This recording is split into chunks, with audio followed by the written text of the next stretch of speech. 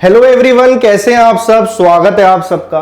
तो आपको पता होगा कि हम कर रहे हैं मॉडर्न हिस्ट्री और आज मैं आपको करवाने वाला हूं मॉडर्न हिस्ट्री के बेहतरीन सवाल जो आपके latest best previous year questions होने वाले हैं। कब के 2022 का जो आपका सीजीएल का एग्जाम हुआ है, 2022 के सीजीएल एग्जाम दिसंबर में कुल मिला के 40 शिफ्ट्स थी, उनका एनालिसिस मैं आपके लिए लेकर के आया हूं। आज आपको पता लग जाएगा कि मॉडर्न हिस्ट्री के किस तरीके के सवाल पेपर में पूछे जा रहे हैं और उसके इर्द गिर्द सवाल बनने के ही चांसेस ज्यादा होते हैं। तो इन क्वेश्चंस के थ्रू हम एक एक चीज आसपास की कवर करते हुए चलेंगे। बाकी डिटेल्स मैं आपको लेक्चर के बीच में बताऊंगा कि बाकी चीजें आपको कहां से पढ़नी है, कैसे पढ़नी है। अभी फटाफट क्वेश्चंस अटेम्प्ट करेंगे आप भी, और मैं आपको क्वेश्चन के साथ बहुत सारी इंफॉर्मेशन, बहुत काम की जो आपके पेपर में आने वाली है वो मैं देने वाला हूं। ठीक है, 2022 के क्वेश्चंस हमने लिए हैं, 2019 सीएचएसएल के भी लिए हैं और 2023 में जो आपका मेंस का पेपर हुआ है एसएससी का वो भी लिए हैं। सिर्फ एसएससी के पेपरों में नहीं, एनडीए हो, सीडीएस हो, एफकैट हो, वनडे कोई भी एग्जाम हो, ये लेक्चर सबके लिए बेनिफिशियल होने वाला है और बहुत सारी चीजें आज हम जानेंगे। तो क्वेश्चन है, in which year the administration of India was transferred into the hands of the British monarch by the proclamation of Queen Victoria. किस वर्ष महारानी विक्टोरिया की उद्घोषणा द्वारा भारत का प्रशासन ब्रिटिश सम्राट के हाथों में स्थानांतरित कर दिया गया था। तो बहुत इजी लेवल का क्वेश्चन मैं इसे कहूंगा। ये 2019 का क्वेश्चन है। अभी मैं आपको आगे 2022 के और 23 के क्वेश्चंस भी दिखाने वाला हूं। पर अब इस क्वेश्चन से रिलेटेड आपके आने वाले पेपर में कुछ भी क्वेश्चन बन जाए तो आप कैसे करेंगे। तो पहले मैं बता देता हूं इस क्वेश्चन का आंसर 1858 की गवर्नमेंट ऑफ इंडिया एक्ट है। क्या है? Government of India act. अब इससे रिलेटेड क्या क्या चीजें पेपर में पूछी जा सकती है, उसके लिए आपको थोड़ी सी हिस्ट्री जाननी होगी 1858 की। 1857 में क्रांति होती है, रिवॉल्ट ऑफ 1857। पूरा का पूरा लेक्चर मैंने रिकॉर्ड करके आपके लिए डाल रखा है।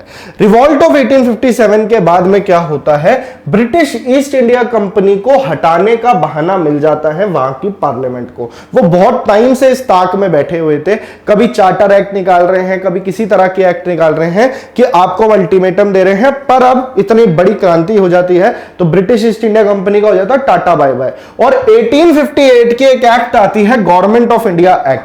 पेपर में सवाल बनेगा, act of good government of India, ये किसे कहा जाता है?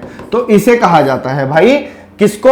1858 की गवर्नमेंट ऑफ इंडिया एक्ट। इसी में प्रोक्लेमेशन ऑफ क्वीन विक्टोरिया थी। क्वीन विक्टोरिया का प्रोक्लेमेशन था कि अब आप ब्रिटिश क्राउन के अंडर आ गए हैं डायरेक्ट। अब ब्रिटिश ईस्ट इंडिया कंपनी नहीं है ऊपर, तो यहां से ब्रिटिश राज की प्रॉपर स्थापना हो जाती है।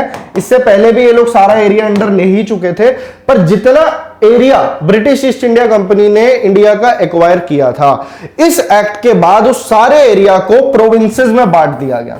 किस में बांट दिया गया? पहले प्रेसिडेंसीज थी, अब प्रोविंसेस, समझ लीजिए स्टेट्स उस टाइम पे। तो किसी प्रोविंस के हेड को बनाया गया गवर्नर और कुछ को बनाया गया लेफ्टिनेंट गवर्नर।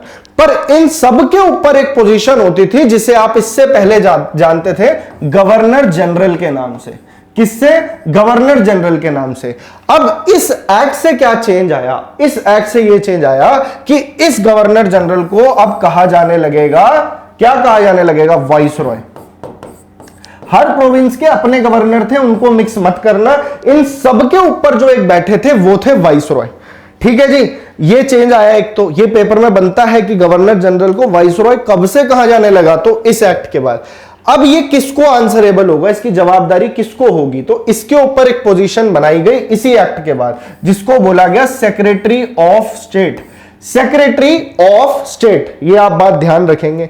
और सेक्रेटरी ऑफ स्टेट कौन होगा? जो वहां की ब्रिटिश कैबिनेट होगी, यानी वहां पे जो सरकार है उसके जो इंपॉर्टेंट मंत्री है उसमें से एक पोजीशन होगी सेक्रेटरी ऑफ स्टेट, जो इंडिया के अंदर ब्रिटिशर्स के अफेयर्स देखेगा। सेक्रेटरी ऑफ स्टेट को जवाबदारी होगी, वाइसरॉय उसको जवाब देगा। और सेक्रेटरी ऑफ स्टेट कुल मिला के 15 मेंबर की बॉडी थी। तो पेपर में यह भी पूछ सकता है कि कितने मेंबर बॉडी थी?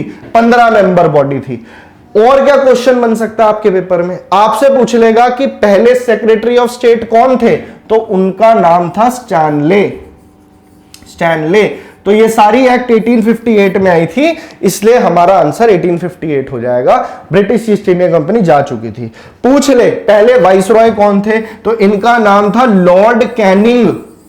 लॉर्ड कैनिंग जो गवर्नर जनरल थे, ये उस टाइम पे भी गवर्नर जनरल थे जब देश में 1857 की क्रांति होती है। तो ये बात आपको बाय हार्ट याद रखनी है। ये सारा 1858 की एक्ट का था लेखा जोखा, जहां से आपके पेपर में अब कुछ भी सवाल आ जाए अब आप कर दोगे। कैसा लगा आपको ये तरीका कि हम एक एक क्वेश्चन को अच्छे से कवर करेंगे, पेशेंस के साथ पढ़ना है, हमने एक एक चीज करनी है। पूरा मॉडर्न हिस्ट्री का जो थ्योरी पार्ट है मैं ऑलरेडी करवा चुका हूं, वो आपको कहां से मिलेगा अभी पहले लेक्चर देखिए, मैं आपको बीच में ही बता दूंगा। चलिए नेक्स्ट क्वेश्चन देखते हैं। ये भी 2019 का ही क्वेश्चन है सीएचएसएल का। यहां पे हम छोटे पेपर, सीएचएसएल भी एक अच्छे लेवल का एग्जाम है, हम और पेपर्स के भी क्वेश्चन लेते रहेंगे। सीजीएल है, एमटीएस है, एसएससी के सारे क्वेश्चंस हम लेंगे। बीच में आपको सीडीएस एनडीए के क्वेश्चंस भी मैं उस लेवल के करवा दूंगा कि आपका सब्जेक्ट बहुत अच्छा हो जाएगा। सिर्फ हिस्ट्री ही नहीं, polity, geography, static GK, economics, current affair सब होने वाला है। Who was the prime minister of Britain UK when British Parliament passed an independence bill for India in July 1947? जुलाई 1947 में जब ब्रिटिश संसद ने भारत के लिए एक स्वतंत्रता विधेयक पारित किया, तब ब्रिटेन यूके के प्रधानमंत्री कौन थे? ये भाई फेवरेट क्वेश्चन है एसएससी का, कई बार पेपर में बना है, तो ऑप्शन से ही आपको पता लग जाएगा कि इसका आंसर क्लेमेंट एटली है। यानी कि जब ये गलत हो गया, इसका आंसर क्लेमेंट एटली है। ठीक है, जब 1947 में भारत आजाद हुआ है तो इंडियन इंडिपेंडेंस एक्ट पास हुआ, दो अलग डोमिनियन बनाए गए, एक इंडिया का एक पाकिस्तान का। तो उस दौरान में ब्रिटेन में जो प्रधानमंत्री थे वो क्लीमेंट एटली थे। इसे बाय हार्ट आपको याद रखना है। क्लीमेंट एटली से पहले थे विंस्टन चर्चिल। जब सेकेंड वर्ल्ड वॉर था 1939 से 1945 के बीच में, तब प्रधानमंत्री थे विंस्टन चर्चिल। और यहां पे एक नाम दिख रहा है आपको, रैमसे मैकडोनाल्ड। तो जो 3 राउंड टेबल कॉन्फ्रेंस हुई इंडिया में, 3 गोलमेज सम्मेलन हुए, तो उस टाइम पे रैमसे मैकडोनाल्ड, जिसने कम्युनल अवार्ड या मैकडोनाल्ड अवार्ड भी निकाला था। इंडियन फ्रीडम स्ट्रगल पे जो मैंने लेक्चर लिया अभी 2-3 दिन पहले ही लिया है, उसका डिस्क्रिप्शन में लिंक आपको पूरी प्लेलिस्ट की फॉर्म में मिल जाएगा, तो वहां से आपको ये लेक्चर्स मिल जाएंगे, A to Z सब बताया। तो इसमें इतनी सारी बातें हैं नहीं जानने वाली, बिल्कुल फैक्चुअल क्वेश्चन था। आगे बढ़ते हैं, ये बहुत इंटरेस्टिंग क्वेश्चन है। ये वाला भी इजी कैटेगरी का क्वेश्चन था। ये आपका सीजीएल 2022 का क्वेश्चन है। क्या टफनेस है पेपर की, कुछ क्वेश्चंस बहुत टफ है, वो भी मैं आपको करवाऊंगा। जो बहुत, जैसे लास्ट क्लास में मैंने आपको बताया था 1791 का आपका कॉलेज ऑफ हिंदू कॉलेज पूछ रखा था, कहां बना था, है ना? तो वो वैसे क्वेश्चंस भी मिलेंगे और आपको इतने इजी लेवल के क्वेश्चंस भी मिलेंगे। तो बैटल ऑफ बक्सर की अगर हम बात करें तो बक्सर पूछ रहा है, वो कह रहा है बैटल ऑफ बक्सर कब हुई? बक्सर का युद्ध डैश में लड़ा गया। अब बक्सर के युद्ध से जो भी सवाल आपके पेपर में बनेंगे, आज के बाद आपसे गलती नहीं होगी। आखिरी क्लास में मैंने आपको बैटल ऑफ प्लासी बताया था, उसके अंदर क्या हुआ था? मीर जाफर को सिराजुद्दौला के बाद नवाब बना दिया जाता है। ब्रिटिशर्स बैटल ऑफ प्लासी में इनको हरा देते हैं। तो पहले बैकग्राउंड जान लीजिए, जब भी बक्सर समझ पाओगे। तो ये मैं बात कर रहा हूं, ये वाली बैटल पहले देख लीजिए, 1764 में हुई थी। और ये क्यों हुई थी? क्योंकि इससे पहले एक बैटल ऑफ प्लासी हुई थी 1757 में। ये भी बड़ा इंपॉर्टेंट क्वेश्चन है पेपर में। 1757 की बैटल के बाद क्या हुआ था? सिराजुद्दौला को धोखा किसने दिया था? मीर जाफर ने। उन्होंने ब्रिटिशर्स का साथ दिया और मीर जाफर को अगला नवाब बना दिया गया। अगला नवाब। जो यहां पे क्लासेस होती है ना, इसके अंदर आपका बिल्कुल भी टाइम नहीं जाया किया जाता, फालतू की कोई बात नहीं होती। आप में अगर पेशेंस है, आप अपना टाइम दे सकते हैं, तो इस बात की गारंटी मैं लेता हूं कि जनरल अवेयरनेस में आपको कोई दिक्कत नहीं आने दूंगा। ठीक है, तो वीडियो को अच्छा लगता है ना यार, लाइक करके नीचे कमेंट जरूर कर दिया करो।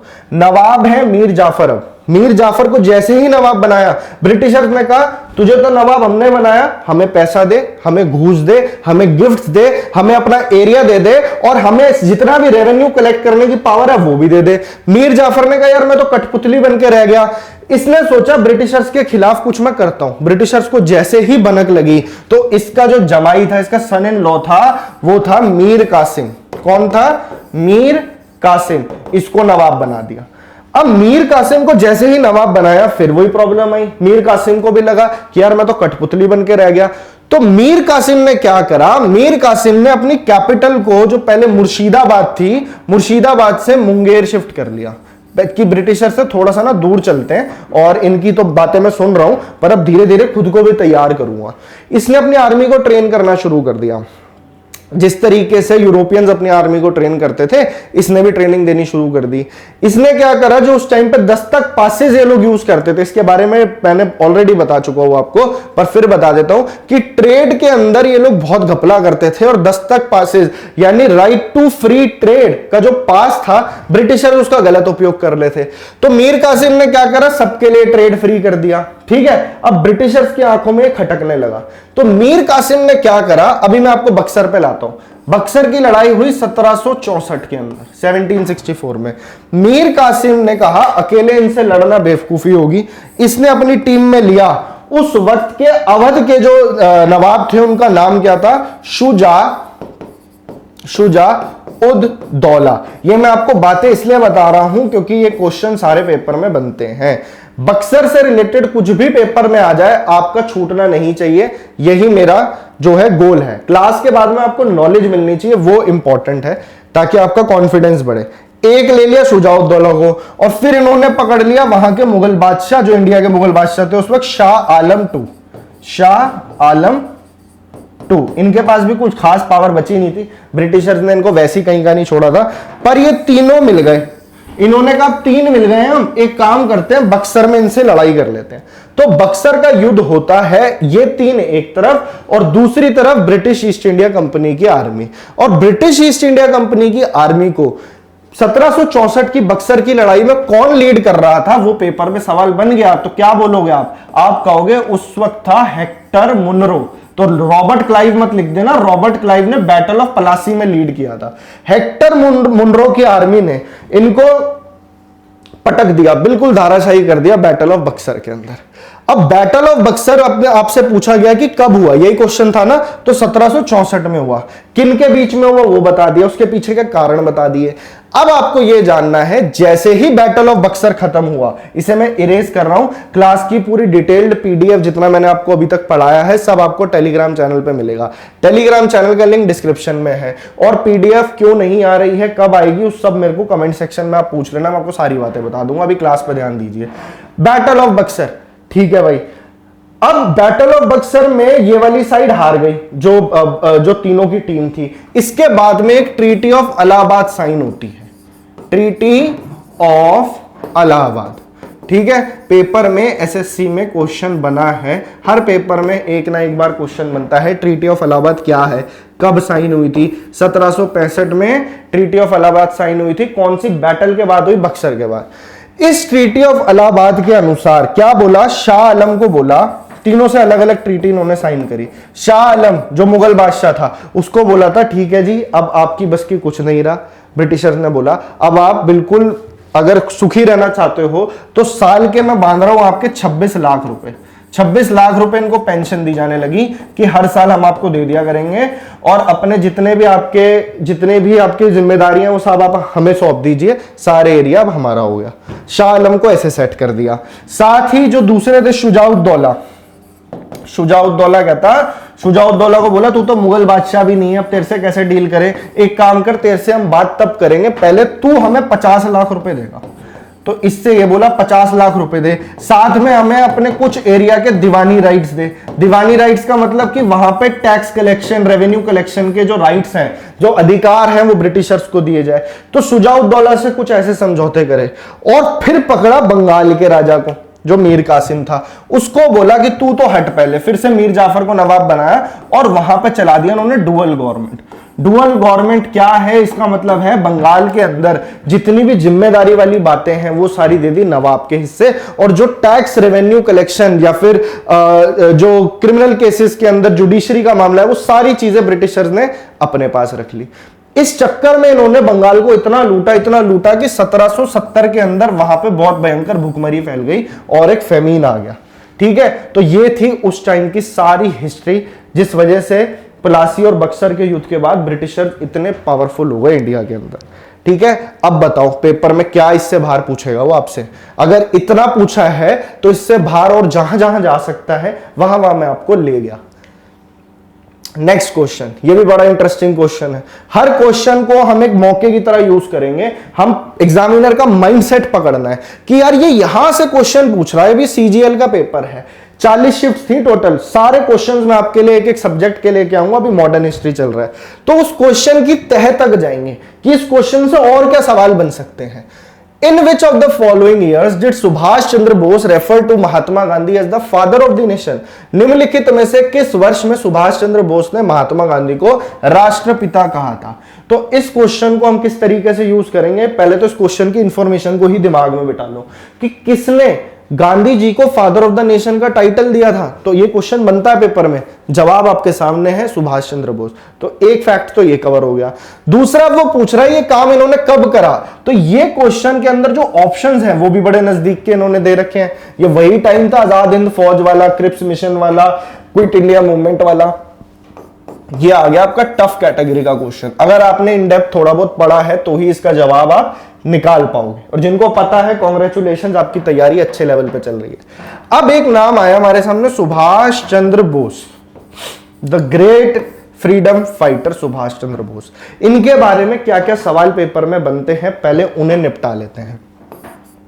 सीधा आ जाओ 1939 पे। 1939 वो टाइम चल रहा था देश में जब वर्ल्ड वॉर छिड़ चुकी थी। वर्ल्ड वॉर के अंदर ब्रिटेन डायरेक्टली इन्वॉल्व हो चुका था जर्मनी के साथ, और वर्ल्ड वॉर के अंदर इंडियंस की सपोर्ट की उनको बहुत जरूरत थी। उस टाइम पे ब्रिटिश प्राइम मिनिस्टर और यहां का वॉइसरॉय बिना किसी से पूछे इंडियन से इनका सपोर्ट अनाउंस कर देता है कि इंडियंस आपको पूरा सपोर्ट करेंगे। इस बात से कांग्रेस बहुत खफा होती है, और 1939 में एक त्रिपुरा सेशन होना होता है, त्रिपुरा में कांग्रेस का सेशन होना होता है। अब यहां पे क्या था, सुभाष चंद्र बोस और महात्मा गांधी एक दूसरे के एकदम सामने खड़े हो गए।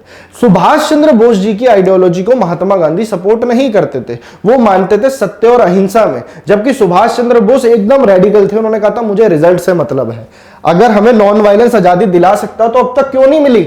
तो त्रिपुरा सेशन में क्या होता है, सुभाष चंद्र बोस की पॉपुलैरिटी इतनी होती है कि ये इलेक्शन में खड़े होते हैं, किसके खिलाफ ये पूछ लेगा। तो सुभाष चंद्र बोस वर्सेस गांधी जी डायरेक्ट नहीं खड़े होते थे इलेक्शन में, प्रेसिडेंट का इलेक्शन हो रहा है तो पट्टाभी सीतारमैया, पट्टाभी सीतारमैया, ठीक है। और इनको सपोर्ट किसका था, पट्टाभी सीतारमैया को, इनको महात्मा गांधी का सपोर्ट था। तो ये इलेक्शन बेसिकली सुभाष चंद्र बोस और महात्मा गांधी के बीच में हो रहे थे। ये फ्लाइंग कलर्स के साथ इस इलेक्शन को जीत जाते हैं, और इस बात से महात्मा गांधी बहुत नाखुश होते हैं। तो सुभाष चंद्र बोस महात्मा गांधी की बहुत इज्जत करते थे। वो आए महात्मा गांधी के पास में और उनको क्या बोला, उन्होंने बोला मैं रेजिग्नेशन दे रहा हूं। रेजिग्नेशन देते ही सुभाष चंद्र बोस ने अपनी खुद की पार्टी बनाई जिसका नाम रखा फॉरवर्ड ब्लॉक, और ये क्वेश्चन आपके पेपर में बनता है। फॉरवर्ड ब्लॉक पार्टी किसने बनाई, सुभाष चंद्र बोस जी ने। कब बनाई, 1939 में बनाई, ठीक है। तो एक तो सवाल ये बनता है, अब सुभाष चंद्र बोस ने पार्टी बना ली, अंग्रेज इनके पीछे पड़े हुए हैं, इनको हाउस अरेस्ट में रखा गया, इनको जेल में भी रखा, पर सुभाष चंद्र बोस किसी के हाथ आने वाले थे ही नहीं। सुभाष चंद्र बोस ने अपना फेस बदला और पूरा घूमते घुमाते अफगानिस्तान, रशिया घूमते हुए सेकेंड वर्ल्ड वॉर के टाइम पे उनके बाहर पुलिस वाले हर टाइम खड़े रहते थे, फिर भी उन्हें भनक तक नहीं लगी कि सुभाष चंद्र बोस कहां से कहां निकल गए। और वो पहुंच गए, कहां पे पहुंच गए, वो पहुंच गए 1942 में, 1941 1942 में पहुंच गए जर्मनी। वो फोटो भी आपने देखी होगी जिसमें वो हिटलर से हाथ मिला रहे हैं। अब हिटलर जैसे बंदे से हाथ क्यों मिलाना पड़ा, क्योंकि हिटलर का दुश्मन था ब्रिटेन और इंडिया का दुश्मन था ब्रिटेन। तो दुश्मन का दुश्मन हो गया दोस्त। तो जर्मनी गए और उनसे बोला कि मैं अपनी प्रिजनर्स ऑफ वॉर, यानी जो इंडियन प्रिजनर्स ऑफ वॉर हैं उनको उठाऊंगा, उनसे एक टीम बनाऊंगा और ब्रिटेन के खिलाफ जंग छेड़ूंगा। पर अब इतनी दूर से इतने सारे सोल्जर्स को ट्रांसपोर्ट कैसे किया जाए, तो दूसरी तरफ काम चल रहा था 1942 में, बात हो रही थी आजाद हिंद फौज बनाने की। और फाइनली 1943 में सिंगापुर के अंदर, ये क्वेश्चन में पेपर में क्वेश्चन आता है, सिंगापुर के अंदर आजाद हिंद फौज यानी INA, Indian national army Azad Hind फौज, इसकी स्थापना कर दी गई। अब पेपर में सवाल आएगा, आजाद हिंद फौज की स्थापना कब हुई? 1943 में हुई। कहां पे हुई? सिंगापुर में हुई। और यहां पे सपोर्ट किसका लिया? जापान, क्योंकि जापान और जर्मनी और इटली तीनों साथ में थे और ब्रिटेन के दुश्मन थे, तो जापान से सपोर्ट लिया आजाद हिंद फौज बनाने में। पूछेगा किसने बनाई आजाद हिंद फौज, तो आपका जवाब होगा सुभाष चंद्र बोस? नहीं, कैप्टन मोहन सिंह। कैप्टन मोहन सिंह। आपको यहां पे जो क्लासेस दी जा रही है ना, इसके अंदर बिल्कुल भी आपको आपका टाइम नहीं लेना है। हमारा मकसद ये है, आपका टाइम बहुत कीमती है, एग्जाम आपके सर पे है और मैं आपको जनरल अवेयरनेस पढ़ाता हूं। मेरे सारे लेक्चर्स कंबाइंड, रेगुलर क्लासेस आ रही है 10-12 दिन हुए हैं और वो सारे लेक्चर्स आप 1 से 2 दिन में कवर कर सकते हो। पूरी की पूरी प्लेलिस्ट आपको नीचे मिल जाएगी। ये हमारा अभिनंदन बैच चल रहा है, एसएससी सीजीएल के लिए हम पढ़ा रहे हैं, पर ऐसा नहीं है सिर्फ एसएससी सीजीएल, जितने भी कॉम्पिटिटिव एग्जाम हैं जहां आपकी जनरल अवेयरनेस आती है कवर कर लोगे, गारंटी दे रहा हूं। मॉडर्न हिस्ट्री का पूरा part, Indian freedom struggle, advent of Europeans, Congress की स्थापना, सब मैं पढ़ा चुका हूं। एक लेक्चर और ले चुका हूं मैं प्रीवियस ईयर क्वेश्चन का, कल ही लिया था, वो भी देख लेना, पर अभी ये वाला लेक्चर जरूर देखिए। साइंस आपको पढ़ाते हैं अभिषेक सर, मेरी 6 से 7 क्लास, 6 से 7 के बीच में क्लास होती है, उसके बाद में अभिषेक सर हैं, वो भी बहुत अच्छा आपको साइंस पढ़ा रहे हैं। रोहित सर आपको रीजनिंग करा रहे हैं और कपिल सर आपको इंग्लिश पढ़ा रहे हैं हमारे अभिनंदन बैच में। तो ये मौका है आपके पास, फ्री ऑफ कॉस्ट आपकी तैयारी हो रही है, 1 रुपया आपसे नहीं लिया जा रहा और आप इसको लेके देखिए, आपको समझ में आएगा हम किस चीज की बात कर रहे हैं। टाइम नहीं वेस्ट करना, आ जाओ अपने काम पे। कैप्टन मोहन सिंह और साथ में रस बिहारी बोस, रस बिहारी बोस, ये दोनों मिलके बना देते हैं सिंगापुर में, जापान का सपोर्ट लेके, जो प्रिजनर्स ऑफ वॉर्स थे, जो इंडियन सोल्जर जो लड़ रहे थे अंग्रेजों के लिए, उनको जेल में कैप्चर कर लिया जाता है। वो कहते हैं यार ये तो तुम्हारे, ये तो सिर्फ जापान के थोड़ी दुश्मन है, जापान तो हमारा दोस्त होगा, हम ब्रिटेन के खिलाफ लड़ाई लड़ते हैं, आप इन लोगों को हमें दे दीजिए। तो ऐसे करके आजाद हिंद फौज की स्थापना होती है 1943 में। और रस बिहारी बोस बुलाते हैं किनको? सुभाष चंद्र बोस को। सुभाष चंद्र बोस सिंगापुर आते हैं, अभी इस क्वेश्चन पे ला रहा हूं, देखिए आपको इसके इर्द गिर्द की सारी इंफॉर्मेशन दे रहा हूं। सिंगापुर आते हैं 1943 में सुभाष चंद्र बोस, और सुभाष चंद्र बोस को इसका सुप्रीम कमांडर बना दिया जाता है फोर्स का, आजाद हिंद फौज के हेड हो जाते हैं और वहां पे अपनी government in exile, provisional government की अनाउंसमेंट कर देते हैं कि इंडिया के ऊपर ब्रिटिशर्स ने कब्जा कर रखा है, हम इंडिया की गवर्नमेंट यहां बना रहे हैं, प्राइम मिनिस्टर है सुभाष चंद्र बोस। और इस गवर्नमेंट को सपोर्ट भी मिलता है जर्मनी का, इटली का, जापान का, ठीक है। तो 1943 में सिंगापुर में बन गई आजाद हिंद फौज, ठीक है। और उस वक्त इतनी इज्जत करते थे गांधी जी की भी, नेहरू की भी, कि 3 ब्रिगेड इन्होंने बनाई, एक सुभाष चंद्र बोस ब्रिगेड, एक नेहरू ब्रिगेड, एक गांधी ब्रिगेड, साथ ही एक रानी लक्ष्मीबाई ब्रिगेड बनाई जिसमें वुमेन्स ने भी बढ़ चढ़ के हिस्सा लिया। अंडमान निकोबार का आइलैंड का एरिया भी इनको दे दिया गया और कोशिश करी गई कि मणिपुर के रास्ते नॉर्थ ईस्ट से इंडिया में आप घुसे, पर आगे जाके जापान हार जाता है युद्ध में, तो इनको अपने हाथ पीछे खींचने पड़ते हैं। खैर उस पर बाद में आएंगे। 1944 हमारा आंसर है। 1944 में 6 जून के आसपास की बात है, इस टाइम पे एक रेडियो ब्रॉडकास्ट होता है और सब लोग इंडिया में हिल जाते हैं कि क्या होता है कि अभी भी सुभाष चंद्र बोस जिंदा है। और सुभाष चंद्र बोस ने इतनी बड़ी आर्मी बना ली, ब्रिटिशर्स को तो लग रहा था ये मर गए होंगे, और आज भी हमें लगता है कि सुभाष चंद्र बोस उस एयरक्राफ्ट में उनकी डेथ हो गई थी। तो इस बात में कितनी सच्चाई है कुछ नहीं कहा जा सकता। इस रेडियो ब्रॉडकास्ट में इन्होंने गांधी जी की ब्लेसिंग्स ली और इनको बोला फादर ऑफ द नेशन। सवाल का जवाब 1944, ठीक है भाई। इसके आगे की कहानी मैं आपको पिछले लेक्चर्स में बता चुका हूं। तो ये था हमारा क्वेश्चन। अब इससे एग्जामिनर कुछ भी पूछ ले सुभाष चंद्र बोस से तो आप बता पाएंगे। फैक्चुअल क्वेश्चन थे, चीजें समझ में आ गई। हाँ जी, तो वास्को डी गामा की बात कर रहा है 1498 में। In 1498, Vasco da Gama, a Portuguese explorer, had discovered a route to CGL 2022 easy category question की, ठीक है। 1498 में एक पुर्तगाली खोजकर्ता वास्को डी गामा ने डैश के लिए एक मार्ग की खोज की थी। सबको पता है इंडिया की इन्होंने खोज करी थी। अब वास्को डी गामा यानी सबसे पहले पोर्चुगीज इंडिया है। इससे हम क्या क्या इंफॉर्मेशन यूज कर सकते हैं जो आपको इसी क्वेश्चन के थ्रू याद हो जाएगी। देखिए उस टाइम पे यूरोप के अंदर रेनेसांस चल रहा था, बोला कि इंडिया को ढूंढना है। इंडिया से डायरेक्ट ट्रेड नहीं होता था, बीच में मिडल ईस्ट पड़ता था और वो खूब पैसा लेते थे यूरोपियन से। उन्होंने कहा हमें डायरेक्ट एक मार्ग ढूंढना पड़ेगा, तो वो साउथ की तरफ ट्रेवल करते हैं, साउथ अफ्रीका से केप ऑफ गुड होप वाले रास्ते से। ये पूरे मैप के थ्रू मैंने आपको पहले बताया है, लेक्चर्स देख लेना। केप ऑफ गुड होप से होके केरला के कैलीकट में एंटर करता है Vasco D gamma 1498 Calicut Kerala में। और वहां पे उस वक्त जो राजा होते हैं उनका नाम था किंग जैमोरिन। पेपर में क्वेश्चन बना है, किस डेट को आते हैं? 20 मई को आते हैं। इससे पहले भी क्रिस्टोफर कोलंबस ने इंडिया ढूंढने की कोशिश करी थी। उसने कहा धरती गोल है, मैं वेस्ट में हूं, मुझे ईस्ट में जाना है। गोल है ना धरती में और वेस्ट में जाता हूं, फिर वापस से घूम के ईस्ट में तो आऊंगा। उस बेवकूफ को ये नहीं पता था बीच में एक और कॉन्टिनेंट है, अभी वो मिल गया उसको, तो अमेरिका उसने ढूंढ लिया 1494 में। 1494 में कोलंबस ने ढूंढ लिया अमेरिका। अब ये इंडिया आए, जैमोरिन था उस वक्त, और पोर्चुगल जो वास्को डी गामा था बहुत नाम हो जाता है कि इंडिया ढूंढ लिया, इंडिया ढूंढ लिया। स्पाइसेस वहां पे चाहिए होते हैं यहाँ के, कपड़ा यहां से वहां जाने लगा। और सबसे पहले पुर्तगाली आए। पेपर में पूछ ले क्रोनोलॉजी कौन कौन पहले आया, तो सबसे पहले पोर्चुगीज आए थे। ठीक है, क्रोनोलॉजी याद रखेंगे कब आए, 1498 में आए। फिर कौन आते हैं पोर्चुगीज के बाद? सीधा आ जाओ, इंग्लिश नहीं भाई, डच। डच आते हैं 1602 में। ठीक है, फिर आते हैं English. English captain William Hawkins, और ये आते हैं आपके 1609 या 1608 में। ठीक है, जहांगीर के टाइम पे। इसके बाद में आते हैं डैनिश, और सबसे लास्ट में आते हैं फ्रेंच। फ्रेंच आते हैं 1664 में। ऐसे भी सवाल पेपर में बन जाएगा। एक क्वेश्चन और पोर्चुगीज से जो आपसे पूछ सकता है, इनके इंपॉर्टेंट गवर्नर जनरल आपसे पूछ सकता है, उन्होंने कुछ इंपॉर्टेंट काम किए होंगे यहाँ पे। तो पोर्चुगीज गवर्नर के नाम याद रखने के लिए आपको सिर्फ एक पंखा याद रखना है, यानी आपको जोर जोर से फैन चलाना है। फैन से बोले, एफ से बोले फ्रांसिस्को डी अल्मेडा, ए से बोले अल्फोंसो डी अल्बकर्क, ठीक है, और एन से बोले तो नीनो दा कूना। ये अजीब अजीब से नाम जरूर हैं, पर पेपर में पूछ लेगा तो आप बल्ले बल्ले करते हुए पेपर से बाहर आओगे।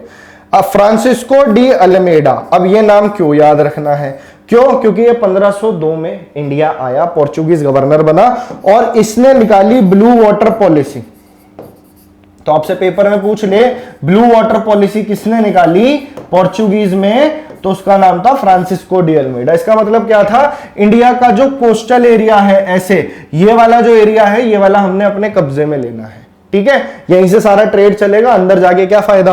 तो blue water policy Francisco de Almeida. Alfonso de Albuquerque, Goa पे इनकी बहुत गंदी नजर थी शुरू से ही। उस टाइम बीजापुर के सुल्तान आदिल शाह का वहां पे राज था। 1510 में बीजापुर और विजयनगर एम्पायर में हमेशा लड़ाई रहती थी। इन्होंने साथ लिया विजयनगर एम्पायर का, बीजापुर के सुल्तान को हराया और 1510 में गोवा हथिया लिया। तो आपसे पेपर में पूछेगा गोवा कब इन्होंने एक्वायर किया?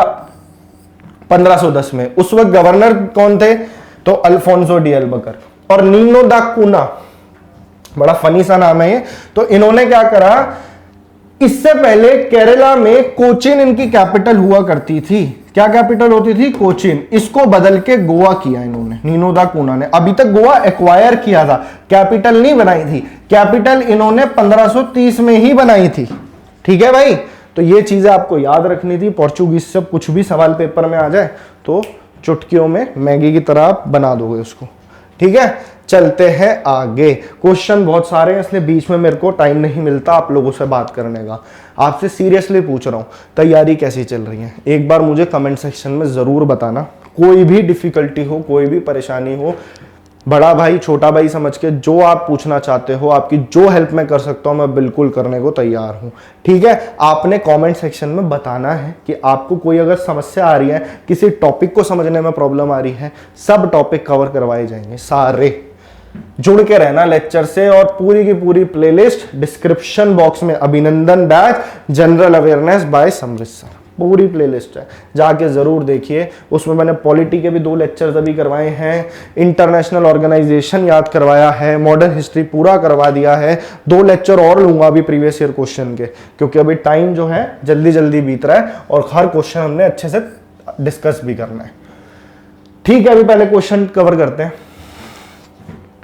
इन 1873 the Satyashodhak Samaj was established in, 1873 में सत्यशोधक समाज की स्थापना डैश में हुई थी। जिन्होंने मेरा आखिरी लेक्चर लिया है उन्हें सब कुछ पता है इस क्वेश्चन के बारे में, क्योंकि आखिरी क्लास में मैंने आपसे गुलामगिरी के बारे में डिस्कस किया था। तो जो बच्चे नए हैं उनके लिए फटाफट से बता देता हूं, ये टाइम चल रहा है सोशल रिफॉर्म्स का। ज्योतिबा फूले, इनका जन्म होता है 1827 में महाराष्ट्र के सतारा में। ठीक है, इनका काम क्या था, ये रिफॉर्म कर रहे थे किसके लिए, वुमेन एजुकेशन के लिए। वुमेन एजुकेशन, अपनी वाइफ को भी इन्होंने काफी एजुकेट किया था, वुमेन एजुकेशन। ठीक है, सावित्रीबाई फुले जी को वुमेन एजुकेशन के लिए काम कर रहे थे। कास्ट सिस्टम को बहुत गलत मानते थे ये। इसके साथ ही अनटचेबिलिटी के लिए इन्होंने काम करा। अनटचेबिलिटी, सत्यशोधक समाज की बात हो रही है यहाँ पे, अनटचेबिलिटी। ठीक है, और इन्होंने सत्यशोधक समाज की स्थापना करी। सत्यशोधक समाज की इन्होंने स्थापना करी थी। क्वेश्चन आपसे पूछ ले कब करी थी सत्यशोधक समाज की स्थापना, तो 1873 में करी थी। कहां करी थी, नासिक में, यानी बॉम्बे प्रेसिडेंसी। कहां गई बॉम्बे प्रेसिडेंसी, 3 नंबर आंसर ये बन जाएगा। ठीक है, ज्योतिबा फूले ने किताब लिखी थी, इंपॉर्टेंट पेपर में पूछ सकता है, गुलामगिरी। इसमें इन्होंने कास्टिज्म को टारगेट किया था और ये किताब इन्होंने मराठी भाषा में लिखी थी। तो ये क्वेश्चन का लेवल 2022 के हिसाब से आसान है। इसी की दूसरी शिफ्ट में क्वेश्चन पूछा था कि जो गुलामगिरी है ये इन्होंने किस भाषा में लिखी थी। अगर आपको पता है कि इनका जन्म सतारा महाराष्ट्र में हुआ था तो कहीं ना कहीं आप मराठी से लिंक कर सकते हैं। ये पिछली क्लास का क्वेश्चन था, तो एक शिफ्ट में उसको मैं मानूंगा वो टफ था। ये वाला तो डायरेक्ट फैक्चुअल क्वेश्चन ईजी है। ठीक है, चलिए आगे चलते हैं। The bill which provide for the trial of British और European persons by Indian was dash। बड़ा इंटरेस्टिंग क्वेश्चन है, जरूर सुनना।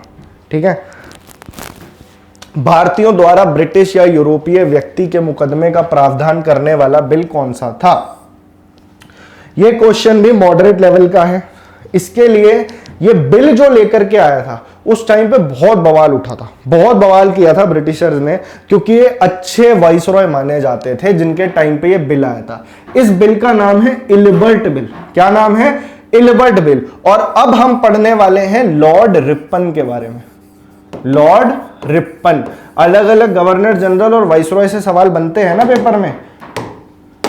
लॉर्ड रिपन को अच्छा क्यों माना जाता था, उसके पीछे कई कारण थे। लॉर्ड रिपन एक तो लिबरल पार्टी से थे, यानी कि वहां पे 1880 में, देखिए इनका टाइम पीरियड आपको याद रखना है, इनका टाइम था 1880 से 1884 में, जब ये इंडिया में वाइसरॉय रहे।